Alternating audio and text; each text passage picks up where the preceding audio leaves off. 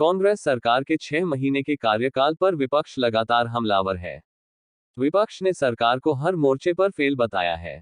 विपक्ष के नेता जयराम ठाकुर ने कांग्रेस सरकार को आड़े हाथों लेते हुए 6 महीने के कार्यकाल प्रदेश में अव्यवस्था का माहौल होने का आरोप लगाया है।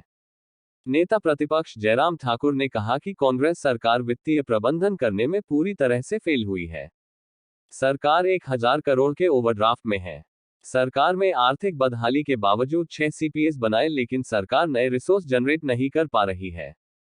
उन्होंने कहा कि हमीरपुर सबऑर्डिनेट बोर्ड को भंग करने के बाद 1 महीने में लंबित भर्तियों को कराने की बात सीएम ने कही थी, लेकिन अभी तक बेरोजगार इंतजार में है। वहीं एचआरटीसी कर्मचारियों सहित कई अन्य कर्मचारियों को समय पर वेतन नहीं मिल पा रहा है। जयराम ठाकुर ने कहा 6 महीने के इस कार्यकाल में 6000 से ज्यादा जीडीपी के अनुसार ही राज्यों को कर्ज दी जा रही है। उनको कुछ राज्य जो ज्यादा कर्ज ले रहे हैं उसे नियंत्रित करना केंद्र की जिम्मेदारी है। ये सरकार 6 महीने के कार्यकाल में रही है। सरकार वित्तीय प्रबंधन हिमाचल प्रदेश में चारों चीज को गंभीरता से नहीं ले रही है। कानून व्यवस्था की कांग्रेस सारी सरकार धज्जियां सत्ता सुख के लिए सत्ता में आई है। पंजाब दस्तक के माफिया राज लिए इस प्रकार का प्रभावी हो रहा है, इस प्रकार का प्रभावी हो रहा है कि सरकार के ऊपर इतने गंभीर आरोप जो है वो लग रहे हैं, जिनको आज हम देखते हैं कि वो लोगों के बीच में चौक चौराहे पे चर्चा का विषय बने हुए हैं। भ्रष्टाचार के आरोप, अधिकारियों के ऊपर आरोप, नेताओं के ऊपर आरोप। इंडस्ट्रियल वाले इलाके में, इंडस्ट्रियल एरिया में तो परिस्थिति ही अलग तरह की हो गई है। और हम इस बात से चिंतित है कि कहीं ऐसे में इंडस्ट्री यहां से पलायन न कर डाले। ये इस प्रकार के हालात पैदा कर दिए। तो ये सारी चीजें 6 महीने के इस कार्यकाल में रही हैं। हालांकि हम ऐसा उम्मीद करते थे कि नए मुख्यमंत्री बने हैं तो स्वाभाविक रूप से कुछ अच्छा होगा, अच्छा करेंगे। ओपीएस के मामले को लेकर के उनने घोषणा की, निर्णय करने के बाद अभिनंदन, उनका स्वागत करने की रैली भी हो गई, लेकिन ओपीएस पे अभी तक भी परिस्थितियां स्पष्ट नहीं हो पा रही है। कर्मचारी ऑप्शन लें या ना लें, इस बात को लेकर के अभी तक भी चर्चा में है आपस में। तो ऐसी स्थिति है हिमाचल प्रदेश में, और जिस परिस्थिति के कारण ही हालात ये बन गए हैं कि हिमाचल प्रदेश में सरकार की लोकप्रियता का ग्राफ जो है वो न्यूनतम स्तर पर चला गया है।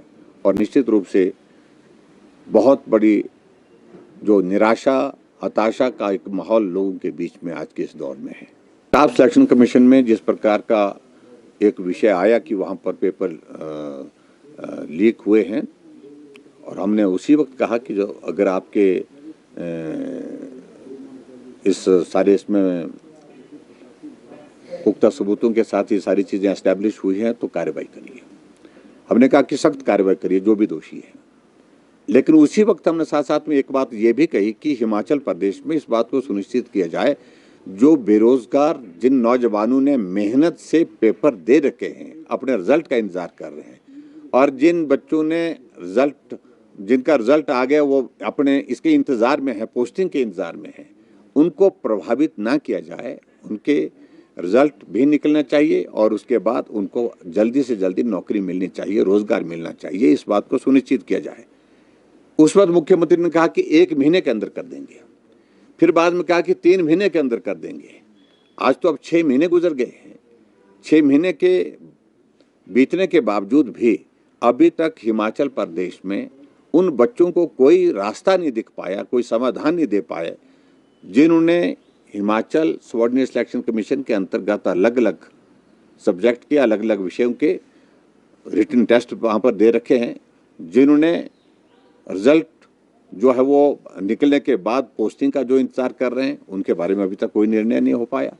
तो ऐसे में कहना आसान होता है, लेकिन करने में कठिनाई आती है। जो उत्साह में उन्होंने जो बातें कह दी, उस वक्त बहुत अच्छा लग रहा था कि नई सरकार बन रही है और सबको लग रहा था कि भी बहुत अच्छा हो रहा है। लेकिन आज 6 महीने बीतने के बाद हिमाचल प्रदेश में मैं कह सकता हूं कि बेरोजगारों की अगर हम बात कहें, एक भी बेरोजगार को रोजगार देने में सफल नहीं हो पाई प्रदेश सरकार। एक तो इनका जो फाइनेंशियल मैनेजमेंट जो स्टेट गवर्नमेंट का होना चाहिए था वो पूरी तरह से फेल हो गया।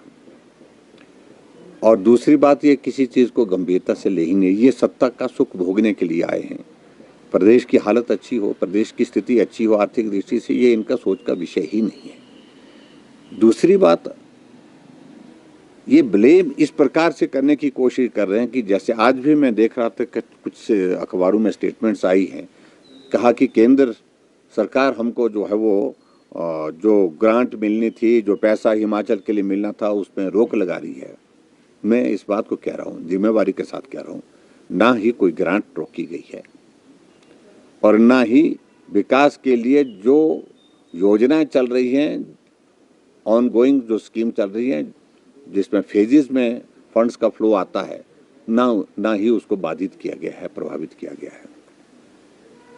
जहां लोन की लिमिट के सिलसिले में वो बात कह रहे हैं, इस बात को उनको समझना होगा कि हिमाचल प्रदेश के लिए लोन की लिमिट जो है वो 3.5% के हिसाब से जो है वो जो बनती है, उसको कभी भी केंद्र ने प्रभावित नहीं किया है। केंद्र ने उस पर कुछ नहीं कहा है। जो जीडीपी के हिसाब से हमारे हिमाचल प्रदेश के लिए लोन की लिमिट्स वो 3.5% है और कांग्रेस ने उसको बढ़ा करके 6% कर दिया था 1 साल के लिए। और ऐसी परिस्थिति में प्रदेश अंधाधुंध लोन ना ले, ये जिम्मेवारी केंद्र की भी है।